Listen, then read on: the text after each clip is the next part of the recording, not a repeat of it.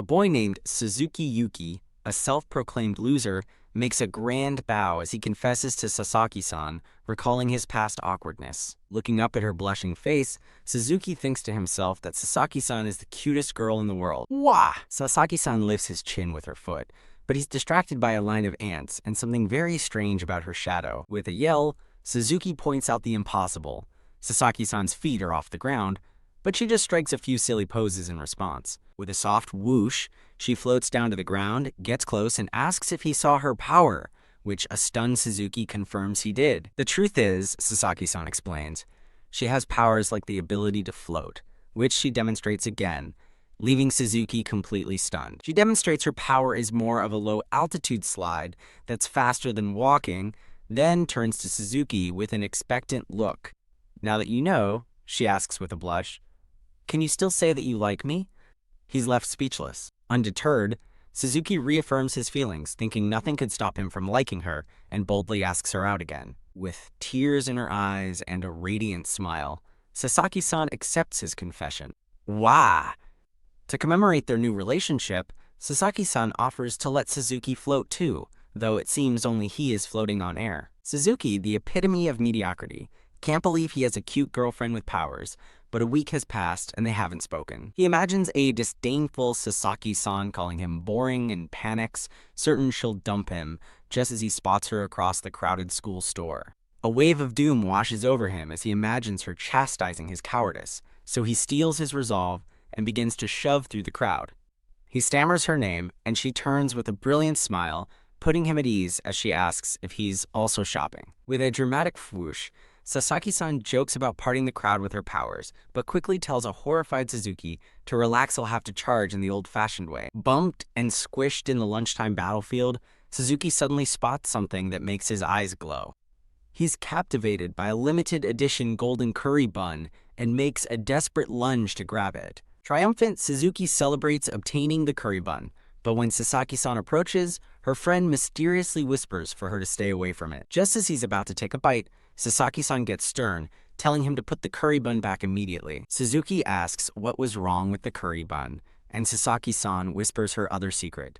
She can see the future. She proudly reveals the terrible future he avoided, having curry for dinner, then amazes him by correctly guessing what he ate last night. Sasaki-san shyly admits she orchestrated their matching dinners just to have something to talk to him about, but he never approached her. Leaning closer, she confesses she just wanted to talk about how good their dinner was, making his heart BADMP.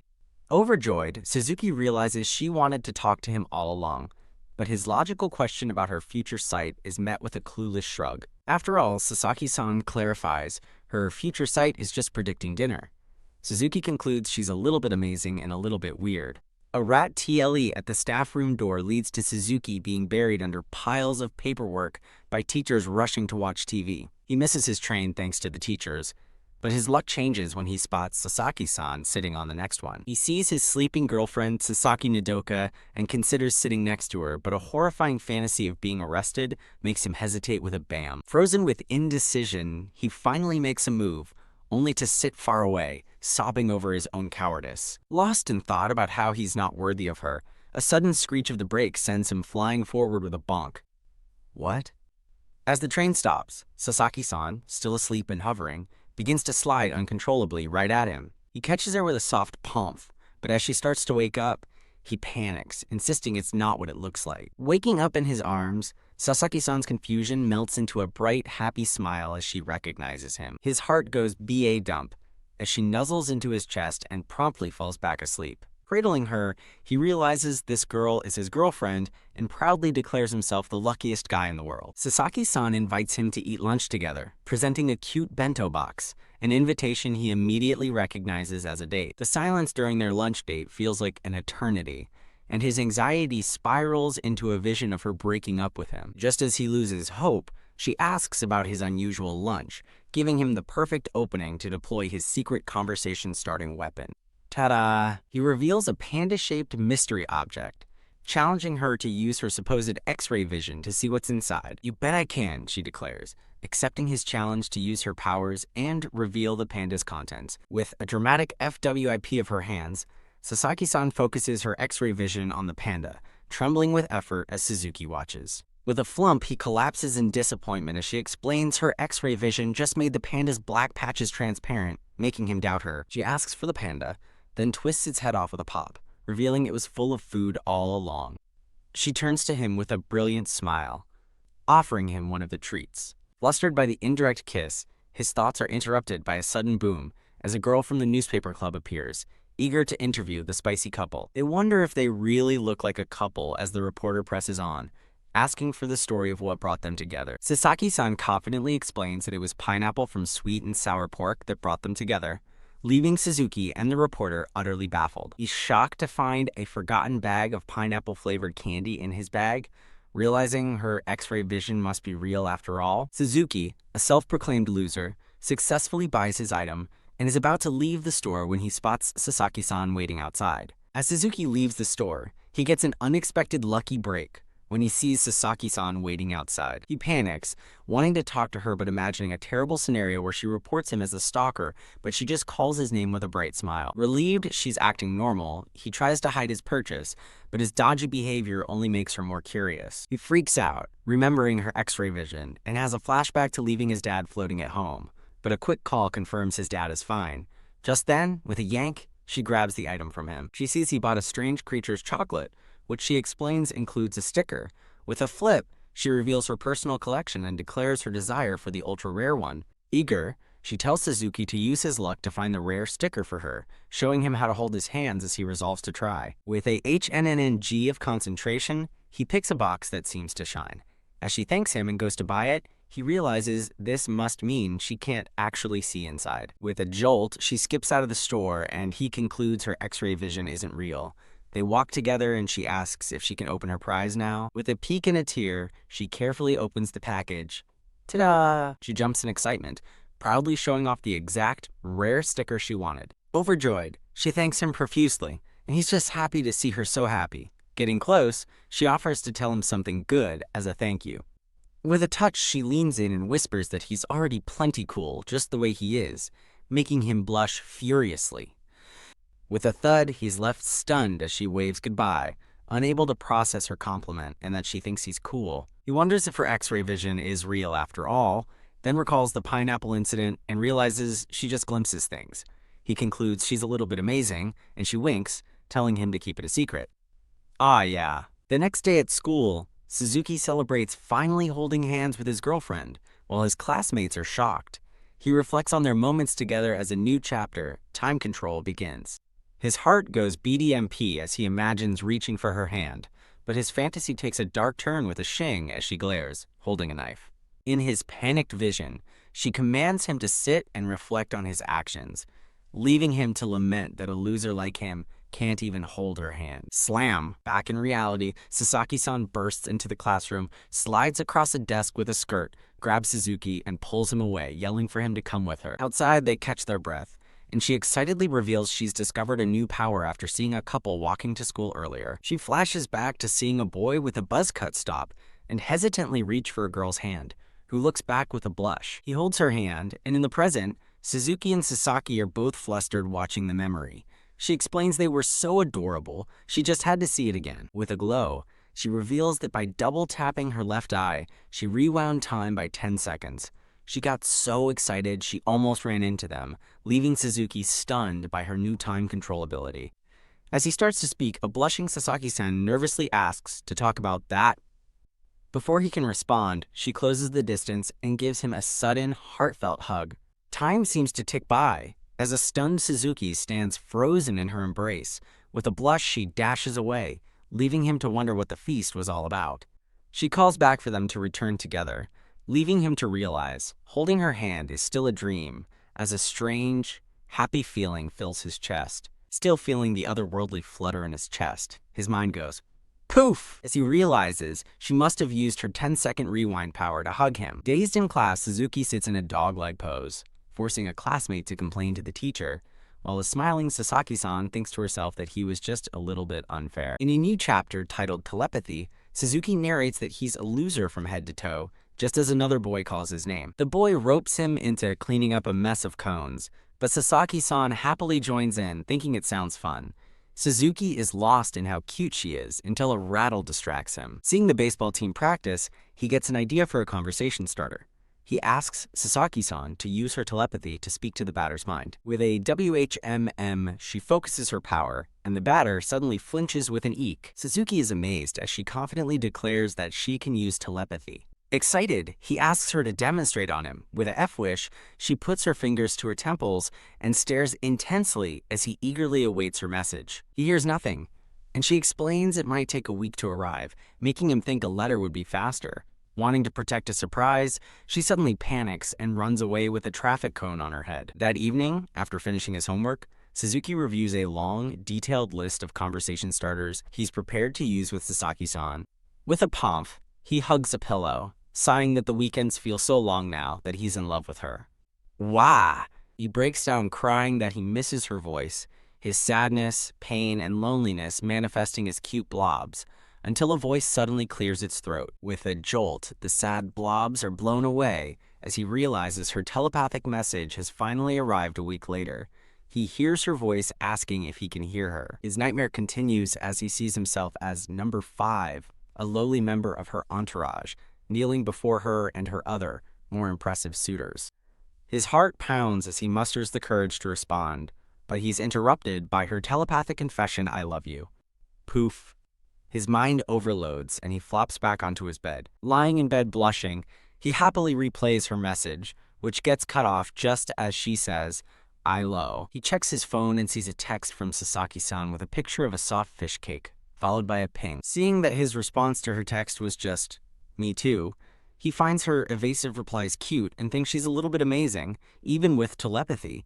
In a new chapter titled Weather Control, Suzuki explains that he dislikes the rain because he doesn't look good soaking wet. He and Sasaki-san are stuck at school by a downpour. His heart thumps as he frantically flips through his conversation topics and lands on asking her to control the weather. He eagerly asks if she can change the weather, and she confidently says she can. He strikes a pose, suggesting she try, but she tells him to hold on. After his incorrect guesses about her power's limits, she clarifies the real catch. Ta-da! She can only control the weather in a 10-centimeter radius. She demonstrates by clearing the rain just above her head, which only results in a tiny, personal snow flurry, proving it won't keep her dry. Realizing they're stuck, their plans to go home seem ruined, until she asks if he happened to bring an umbrella, making him realize she didn't. Splish. They walk home together under his umbrella, and he's completely stiff, unable to handle being so close to her. He peeks over, and his heart pounds at her 3D cuteness. Under the umbrella, Suzuki laments that he can't compliment Sasaki-san, imagining a suave foreigner named Bob who effortlessly calls her beautiful and confesses his love, which she reciprocates. As the vision ends, she calls his name and says goodbye. With a stare, he nervously tries to call her hairpin CU, but his words get twisted and he calls it curious, leaving her completely baffled. He stammers, "See you," as she jumps back in surprise, and in a panic, he shouts out, "Curb it!" completely botching the compliment yet again. After a moment of silence in the rain, Sasaki-san bursts into laughter, admitting that her hairpin does kind of look like a gourd. Much to his surprise, he feels defeated for failing to compliment her, but she then brings up how uncooperative her bangs are on rainy days. When he says he'd like to see, she agrees, but only if he promises not to laugh. Poof! She reveals her bangs styled into elaborate, poofy curls, and despite his promise, he immediately bursts into laughter, making her angrily remind him he promised not to. He frantically explains he isn't laughing because she's weird, but because she was much cuter than he'd imagined, and he couldn't help himself, leaving her stunned and speechless. He gently pats her head and says they should go home. As they walk, she looks at her hand, wondering why it's wet. He gets her attention with a swooping hand gesture, and she leans in close, thanking him for everything he does before giggling and saying, "Never mind," leaving him flustered. With a shine, he reflects that while he may be lacking in many ways, being with Sasaki-san makes every day feel just a little bit special. In a new chapter, Health Bars, the art teacher instructs the class to carve likenesses of their friends. A classmate named Yukita Haruta-kun winks at Suzuki, telling him to capture his coolness, but Suzuki just wants to make something mediocre. Fwoosh! When Yukita asks about his gift, Suzuki enters a trance explaining his freakish dexterity as his hands carve at lightning speed. Ta-da! he instantly creates a perfect classical statue, earning applause from his classmates. Yukita praises his inspiration, but slyly comments that it's nothing compared to his girl. Sasaki-san holds up her carving, wondering how it turned into a showerhead Cerberus. While Suzuki and Yukita look on confused, another classmate finds it cool. Suzuki thinks Sasaki-san is adorable as ever, but his thought is interrupted when Yukita grabs his hand with a grip, and Sasaki-san points out something is wrong with it. Wah! Suzuki panics when he sees a cut on his finger. Yukita alerts the teacher, and with a thud, Suzuki faints at the sight of his own blood. Wah! In the hallway, a worried Sasaki-san finds him, and he feels pathetic about his small injury. She tells him to wait right there as she prepares to do something. Boing! She suddenly leaps into the air and grabs a floating health bar above his head that reads, Suzuki-kun's HP 9100. She strains, explaining her new power lets her see people's health bars and heal them by yanking the bar up. With a zoom, she shoves the restored energy into him. His cut hasn't healed, but he realizes a canker sore he had is gone. In the infirmary, she explains she's too tired to heal the cut, but his HP is now 95-100. His HP bar drops as she leans in. He panics and spins in the chair, accidentally catching her with a pomp as she loses her balance. A close-up reveals Sasaki-san's shocked and blushing face as she's held in Suzuki's arms. As Suzuki holds a surprised Sasaki-san, he spins her around on the infirmary chair, causing both their HP bars to fluctuate wildly, just as the nurse enters with a lurch. The nurse walks in and immediately assumes they're doing indecent things. With a thud, Suzuki faints from shock as Sasaki-san tries to explain he cut his finger.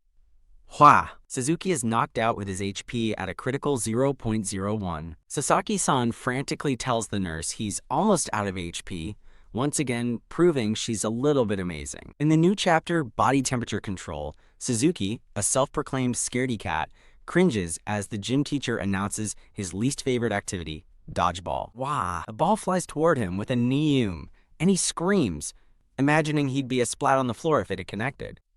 Eek! As a classmate declares he's got him now, Suzuki masterfully dives, ducks, dips, and dodges every attack, leaving Sasaki-san to watch in awe. Woot! He celebrates his team's easy victory with a high five, but the exertion is too much, and he collapses, completely out. He wakes up in the infirmary again, feeling pathetic while surrounded by blobs of pain, hunger, depression, and inadequacy, and worries that Sasaki-san saw his lame collapse. After the nurse leaves to call his parents, he hears a rattle from the next bed. With a SWP, he pulls back the curtain and lets out a terrified eek.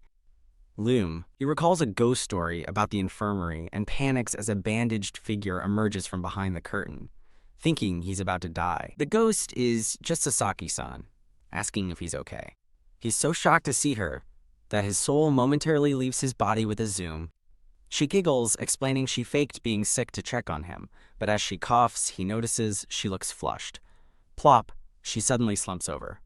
She reveals she can raise her body temperature by 1 degree, but when he asks what her temperature is, she says 38.5 C, a fever even without her power. She insists on raising his HP, but as he tells her to lie down, she stumbles with a lurch and falls right into his arms. Leaning on him with a blush, she looks up and tells him that he's pretty warm himself. His heart pounds as he tries to call her name, but she's already zonked out, fast asleep on his lap.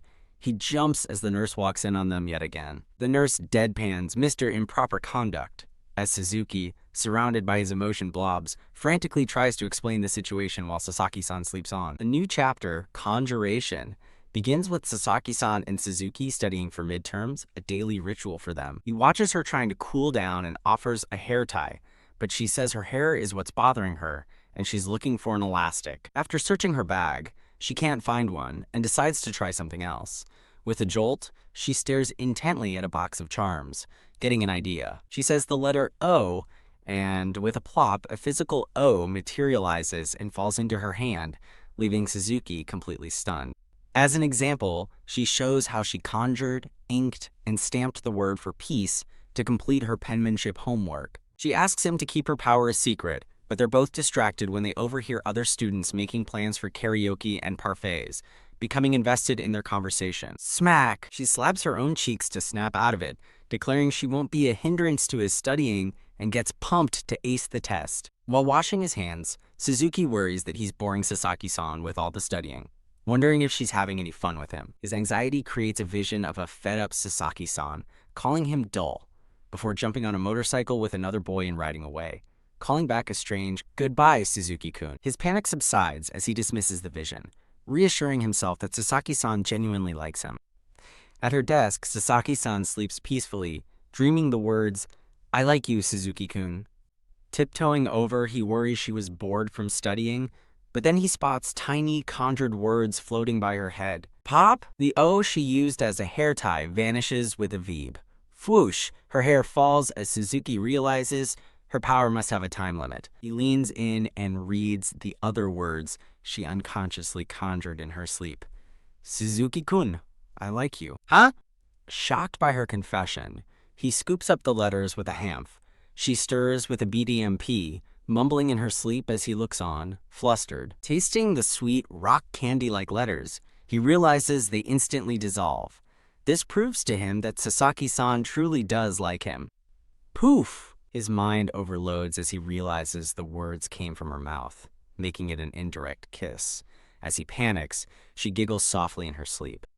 In a new chapter, Dark Clouds, Suzuki walks down the school hallway and wonders about a long line of boys fussing amongst themselves. He follows the long line and finds it leads to Sasaki-san's desk, where a crowd of boys are waiting to confess to her. Horrified, he resolves to put a stop to it with a dash. Calling himself a coward, he joins the very end of the line with a sign. He watches in dread as another boy approaches Sasaki-san, ready to confess. After the boy whispers his confession, he walks away happy, singing la la la. Suzuki watches in horror, assuming this means Sasaki-san accepted. When it's his turn, Sasaki-san cheerfully calls, "Next!" After he presents a packet of tissues as his offering, she recognizes him with a swoosh and says, "Good morning." He asks what the line is for, so she decides to show him. With a yank, she pulls dark clouds of worry from other students, nomming them to help clear their minds. She ecstatically explains that eating worries makes pinkies small. She declares she's helping people clear their minds, and her fee is a cute memo pad. He realizes she's giving people advice, but he's distracted when he notices something on her cheek and points it out. Whispering, she explains she sees concerns as dark clouds, which taste sour as vinegar, but the entire grade found out after she started helping friends. When he asks if eating clouds increases her HP, she confidently says she'll just yank her health bar and then cheerfully asks him to be her assistant. A bashful girl approaches, asking if Sasaki-san and the popular Ikehashi-kun are childhood friends. Learning they're friends, the girl is consumed by dark, billowing clouds of jealousy. Another student suggests writing "potatoes" on her palm to calm down, but it doesn't work. Billow. The girl glares, declaring Ikehashi is hers as she splurches her drink. Meanwhile, Sasaki-san gets ready for her next patient during a game of dodgeball. In the locker room, a girl named Borihana-san is covered in billowing dark clouds, vowing to destroy her rivals. Sasaki-san rolls in, offering some free advice. Borihana-san asks if she's really childhood friends with Ikehashi-kun. Sasaki-san confirms it, but her simple memory of him being sleepy sends Borihana-san into a jealous rage. Borihana-san menacingly asks Sasuke-san a question about their shared childhood.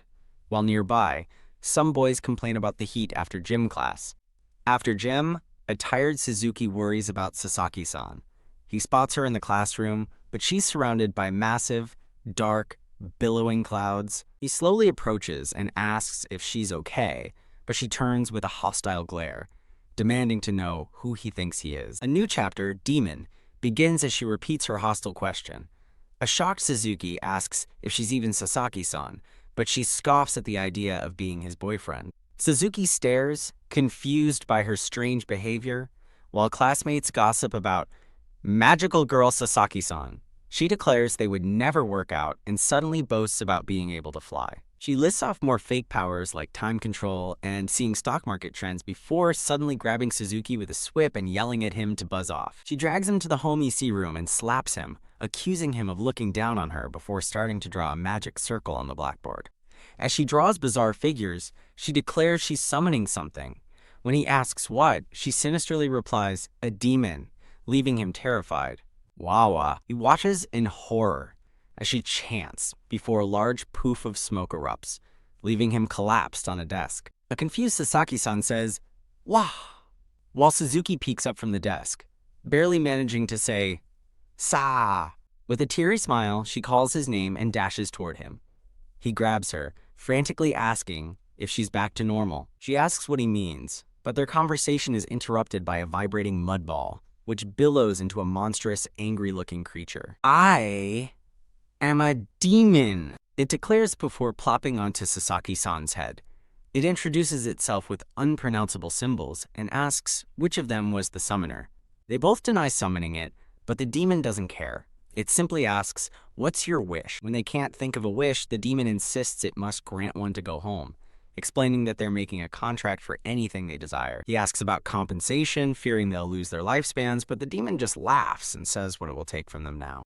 With a dizzying stare, the demon reveals the price for its service is your fall, leaving them both stunned and speechless. The demon explains it takes an equivalent portion of the fall season from the world, causing more summer heat and winter chill.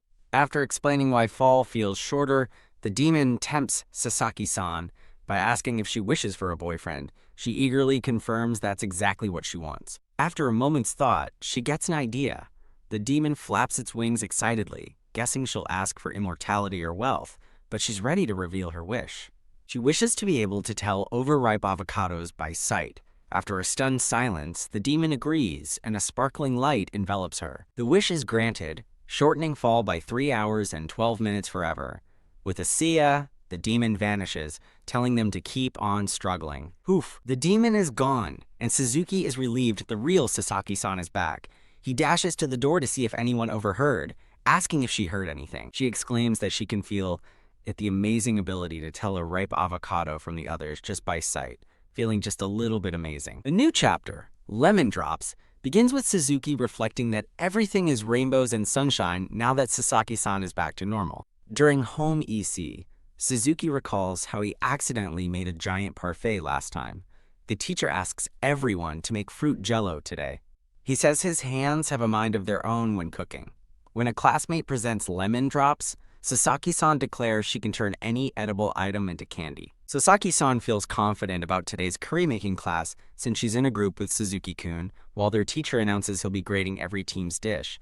A classmate wearing glasses, identified as the class president, and another girl calls Suzuki their personal chef, a compliment he nervously deflects. After the teacher begins the class, the group is momentarily confused before delegating tasks, leaving Suzuki to chop the vegetables, which he does with intense focus. Ta-da! With a flurry of masterful knife work, he unveils an intricately carved vegetable dragon, leaving his teammates speechless with a gasp. While he blushes, thinking he overdid it again, Sasaki-san tries to start boiling vegetables, but adds carrots instead of onions. Another girl hands her the correct ingredient. Sheen. To everyone's horror, the onions she was holding have suddenly transformed into a heaping plate of lemon drops, causing the group to rattle in panic. A frantic Suzuki slams a lid on the pot, insisting it'll make it better, then leads the team in a bizarre ritual before proudly presenting their finished curry. The teacher calls Suzuki's group for tasting, complimenting the presentation as Suzuki and Sasaki-san worry if their lemon drop mishap will ruin their grade. After one bite, the teacher exclaims that it's really good. He's shocked that the onion is completely cooked down and that he can taste honey. Their dish earns an A. Sasaki-san excitedly gives Suzuki a high five, cheering that it's her very first A in home EC. As others praise him, Sasaki-san thinks about how amazing Suzuki-kun is, while their teammates puzzle over the mysteriously vanished onion. In a new chapter, Tidbits of Wisdom, a bruised and bandaged Suzuki resolves to complete his mission for the day, asking Sasaki-san out on a date. His resolve is tested as his pants rip with a rip, he gets caught in a stampede, and smack, a ball hits his face, capping a day of disasters. Despite his rough day, his spirits lift when Sasaki-san cheerfully asks to walk home together. He cautiously approaches her desk to finally ask his question. Flump, he trips and faceplants, but from the floor, he manages to ask Sasaki-san if she will go on a date with him tomorrow. She looks down at him on the floor, then at her hands, and quietly tells him she can't do that, leaving him in shock. She kneels down and whispers that she can't go on a date because in 10 minutes, he's going to catch a cold, leaving him completely baffled. When he asks what she means, she excitedly declares they must take preventative measures, revealing her new power. She can predict colds. She explains she can only see 10 minutes ahead, then offers him pickle chips for vitamins, whispering that there's a secret to them. Poof! With a ta-da, she transforms the pickle chips into lemon drops for a vitamin boost. When he tries one, he finds a lemon drop and a tiny fish. Pampheft. He spits out the fish while she apologizes. When he starts to cough, she tosses him a drink, and his coughing fit subsides, much to their relief. She cheekily tells him he just missed a chance for an indirect kiss, making him blush furiously.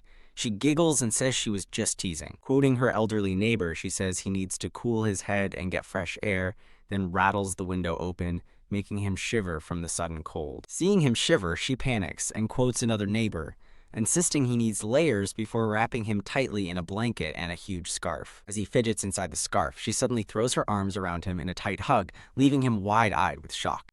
As someone's footsteps approach, he panics, but she reassures him, explaining that she heard from all the teachers that sharing body warmth is imperative to stop chills. Squeeze, she holds his hands, adding that even the principal agrees, so they should listen. The footsteps pass by their classroom door. Just as she reassures him, he starts to cough. His throat feels strange, and he realizes with a start that he really is catching a cold 10 minutes later. Blushing, she pulls away and calls it her tidbit of wisdom. He reflects that while he didn't get a date, he shared a kiss and thinks about how amazing she is. In a new chapter, Text Deletion, Suzuki lies miserably in bed with a high fever, surrounded by emotion blobs representing his pain and loneliness. He flashes back to Sasaki-san caring for him, his feelings a mix of shame and gratitude. Poof, his fever spikes, and he feels too woozy to sleep. While wondering what Sasaki-san is up to, his phone glows with a new message from her, catching his attention. He reads a confusing text from her asking about his baton, which then quickly corrects itself to body and how are you feeling. Sasaki-san panics when his reply reveals he saw her text getting erased. They both freak out, worried about his fever-induced confusion. She quickly texts to explain she was the one who erased the letters, demonstrating how she can edit her sent messages and stickers. Amazed, he realizes this self-message deletion must be another one of her powers. She confirms she can erase letters but can't add new ones. After she demonstrates her handy power again, he chats with her and starts to feel a lot better, his gloom lifting. Sasaki-san is happy to hear he's feeling better. Meanwhile, he's still feeling spacey in bed as she starts typing a reply. Poof! In a moment of panic, she accidentally sends him a text that just says, I love you, leaving her horrified. As he wonders why she isn't replying, she frantically tries to figure out how to respond. She then changes his read receipt to will read. He wonders if she can even erase the read status. Relieved, she takes a deep breath, thinking she now has time to craft the perfect reply. After a moment of hesitation, she nervously presses send, peeking at her phone as the new message goes through. It reads, I love you, Tofu. He chuckles at what he assumes is another typo, while she's mortified at her mistake. Feeling better, he drifts off to sleep, dreaming of Sasaki-san, the tofu girl. In Chapter 17, Bugged HP, Suzuki Yuki resolves to calmly and coolly ask Sasaki-san for a date as she waves goodbye to a friend. Shaft! A sudden violent sneeze from his allergies ruins his cool demeanor, just as Sasaki-san cheerfully invites him to leave with her. In the hallway, she notices his red eyes. He explains his terrible hay fever, feeling his head get woody from the pollen. Loopy from his allergies, he almost eats a blackboard eraser. She stops him, guides him past the principal, and pulls him away, saying she has an idea. After taking the eraser from him, she declares she'll take care of his hay fever, revealing she's been secretly training to fully heal his HP. Buff! She flexes confidently, but he questions if her hydrogen phosphide stretching power even works on hay fever. She insists it's no problem, grabs for his health bar, and prepares to heal him. She struggles to stretch Suzuki-kun's HP bar, then lets go with a mighty gra. He sniffs the air, wondering if it worked, as she zips away to check. He confirms his nose is less stuffy, delighting her. Getting an idea, she yoinks a portrait of the principal off the wall to help her stretch even harder. Using the portrait as an anchor, she gives the HP bar a mighty screech. He's amazed that his eyes are less itchy and even a canker sore is gone. As a boy runs by to practice for lunch, he accidentally hooks her stretched out HP bar, pulling her along until she tumbles, the bar landing on her lap with a pomp. Oof. She looks at the HP bar on her lap, which now reads infinity. She's never seen that happen before, and a dazed Suzuki staggers toward her. Now sparkling with an impossibly handsome glow, he softly says her first name, Nodoka. She's stunned as he moves closer and closer. He gently lifts her chin and brushes back her hair, asking, Nodoka, would you? She closes her eyes, anticipating what's next. PFFT. Snapping out of her daze, she flails in embarrassment, shouting that he's too close. His foot begins to hover, and he slides backward, multiplying into 3 identical copies of himself as she pleads for someone to stop him. He whispers a request for a date in her ear, then writes it on the blackboard for all to see. Her classmates notice his strange behavior, but she thinks he's amazing. Ding dong! In a new chapter, Lyovision, Suzuki Yuki reflects that while his hay fever is gone, he's lost his memories and senses that Sasaki-san is avoiding him. Panic that his allergies made him do something terrible. His fears are amplified when he unleashes a massive sneeze, splurting slime all over a horrified Sasaki-san. The slime on her head declares, I hate you, Suzuki-kun, leaving him doomed. He nervously invites her to lunch, and she stiffly agrees. As they prepare to eat in the classroom, he realizes she must not want to be alone with him, confirming his suspicion that he did something bad. After a silent meal, she announces she has an answer to his question from yesterday. Confused, he learns he asked her something, but can't remember what, dropping his food in shock. He frantically tries to lie, insisting he remembers, but she just stares at him intently, making him sweat.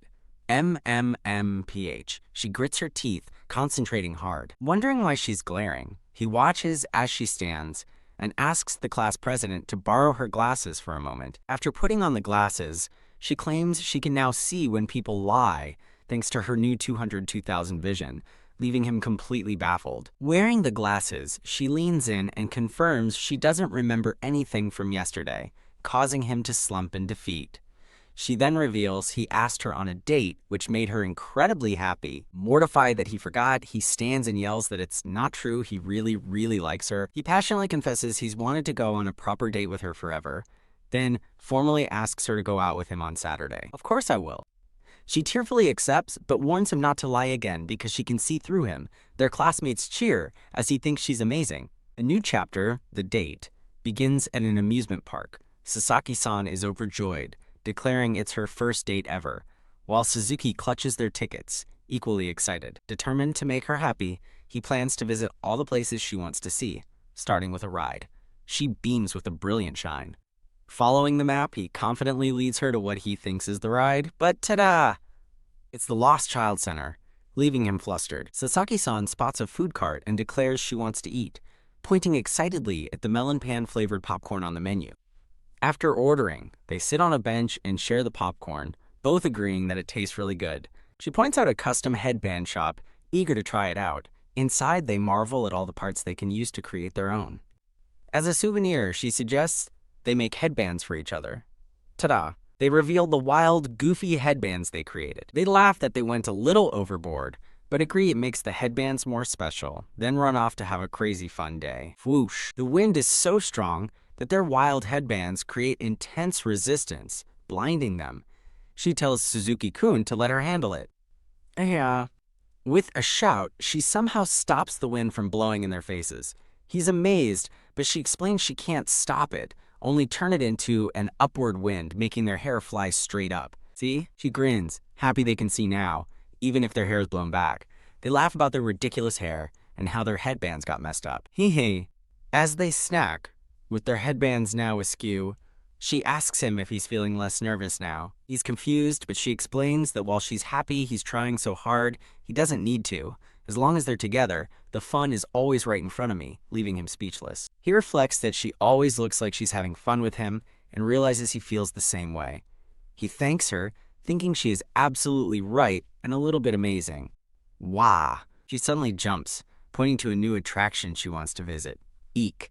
His face falls as he sees she's pointing at the House of Fear, a haunted house.